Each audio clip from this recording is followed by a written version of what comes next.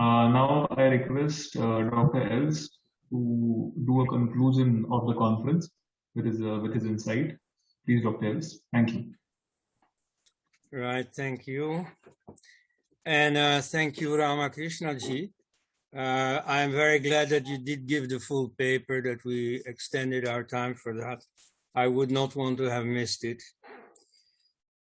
So, me too, of course, I join you in thanking, first of all, Ram Sarup and SITARAM GOEL, then the India Facts and the Indic Academy for all the logistic and so on support, including our moderator, Sushant, and our handyman, Srinivas Vade.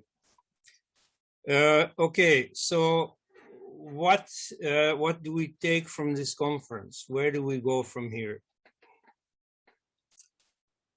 SITARAM GOEL was a historian, and so maybe the question, where do we go from here, doesn't apply to a historian as he is busy with the past. But as Gigit has just now repeated, the doing of history determines the future, and determines the way that you go about policy making and making the future.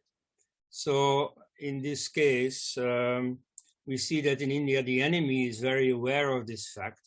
That's why the secularists are very busy manipulating the history books, because they know that this has an influence, and indeed we see that influence among Hindu youngsters who have swallowed most of their version.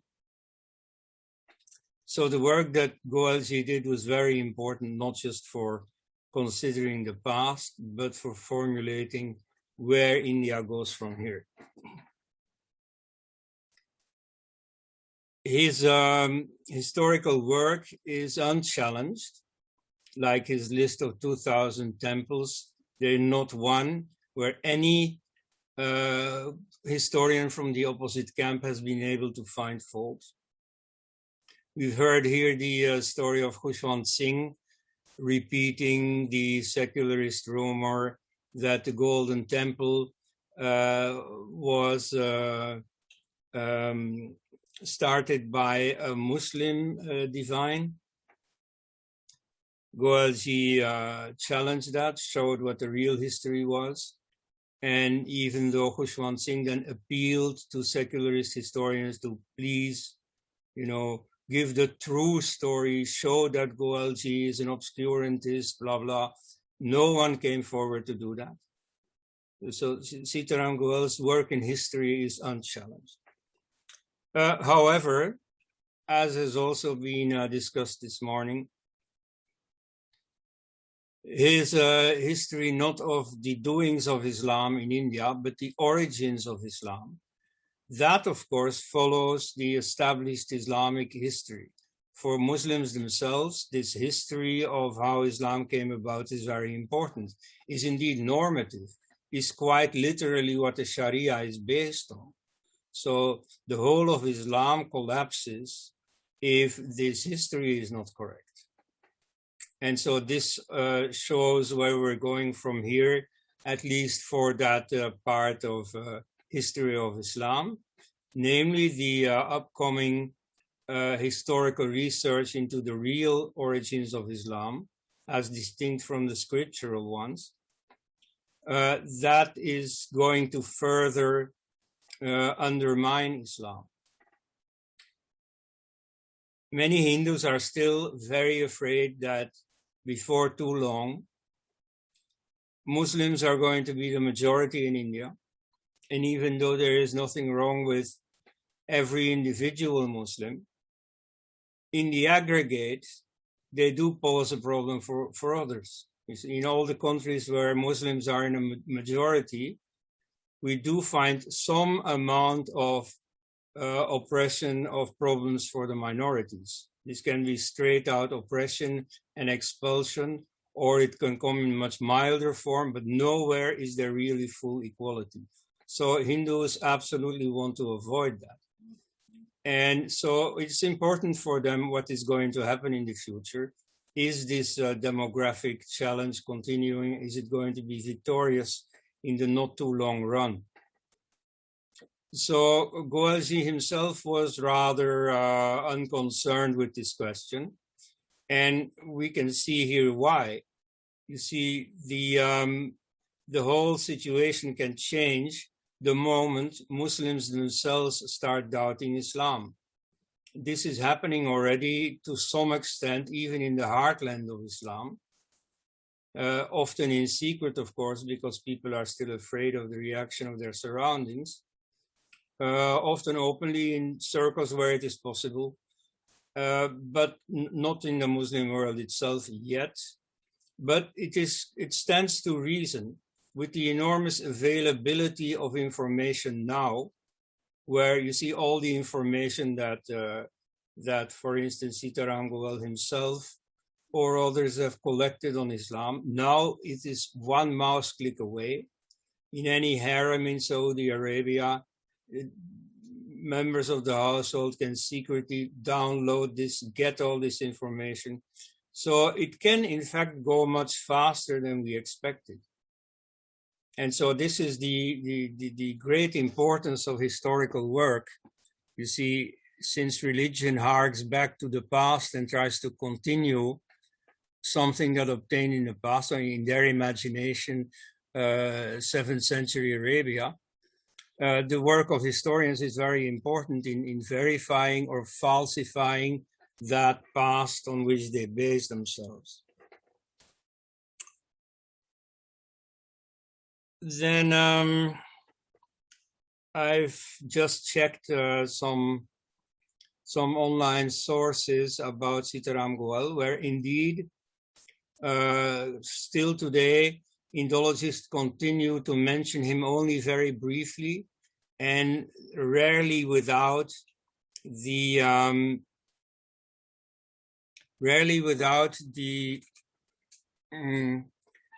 claim that he is the most fanatic Islamophobe in India. In a sense, that's exactly what he was. Not Islamophobe, you see, that's a voguish term that is simply illegitimate as a term. You know, this suggests that being against Islam is some sort of mental disease. That is not the case at all. But he is certainly the fiercest critic of Islam, and that precisely is good for Muslim human beings, in the sense that the focus is laid exactly where it belongs.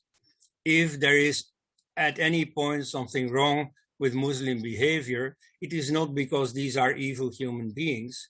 No, it is because they are conditioned by a certain doctrine.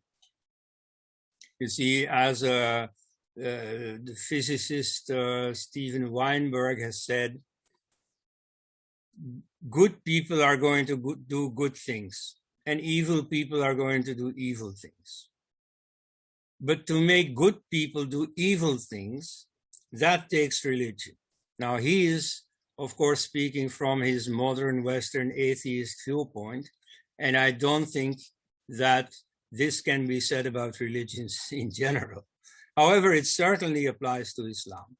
So you have very many fine human beings who nonetheless are going to, like what happened in Lahore in 1947, are going to kill their neighbors who had trusted them, to whom yesterday they had promised, no, I will protect you. So you see, once they get religion, then that has certain effects on human behavior that are not always desirable. And it is therefore these doctrines that have to be taken apart. So that's what GOEL has done like no one else, well, except Ram Swarup. So that's an incredibly important work, and that is not a case of hatred as people like to formulate it nowadays. On the contrary, hate has nothing to do with it. It is like a school teacher who is correcting the essays handed in by his pupils.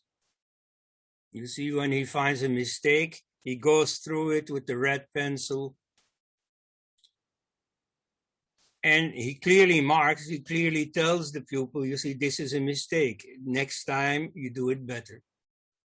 Now, does that mean he hates the pupil? Of course not. You see, he tries to improve the writing capacity of the pupil. Does that mean he hates the mistake? Well, you see, of course he thinks the mistake is wrong, but the emotional investment that is suggested by the word hate, that's also not there. This is just not the kind of thing you hate. You see, Islam is a mistaken belief system, but you see, nobody who notes these mistakes cares to hate them. So you see, scrap the word hate, that has nothing to do with it. But straight criticism, yes, of course. So that, you know, we have our work cut out for us. Like I already mentioned, the ongoing research about the real history of Islam. So that's a job we should continue. I think here we've had an array of scholars who have given proof of precisely that. Everything I heard this morning was really innovative. So on this day, we shouldn't congratulate ourselves, but nevertheless, I'm happy it's evolving in this direction.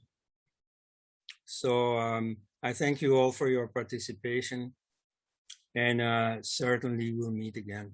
Namaste.